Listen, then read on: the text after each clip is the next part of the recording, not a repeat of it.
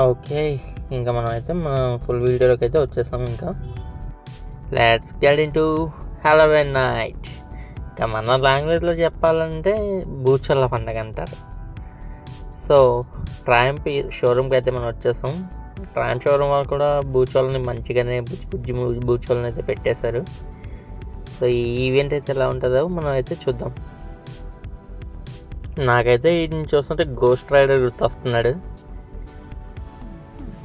ఈడైతే ఏంటో భయపడదాం అనుకుంటున్నాడు, సంఖ్యలు వేసి మరి లేపేసినట్టున్నారు బూచోడిని. అయ్యో బాబోయ్. ఇంకా రైడర్స్ మీటప్ అయినప్పుడు డిస్కషన్ అయితే గట్టిగా చేసుకుంటున్నారు ఎక్కడికైనా పోదామని.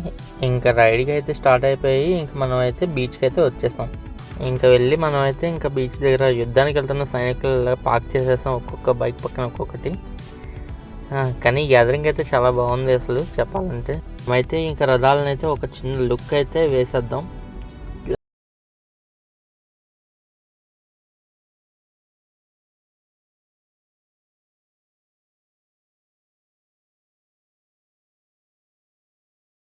అయితే అయిపోయింది, ఇంకా ఒక రైడ్ కూడా అయిపోయింది. ఇంకా మనం అయితే బూచోళ్ళ దగ్గరికి అయితే వెళ్ళిపోదాం. రెడీ వేసుకొని వచ్చేలోపు కాక్టైల్స్ మాక్టైల్స్ రెడీ చేస్తారు, తాగినోడికి తాగినంత.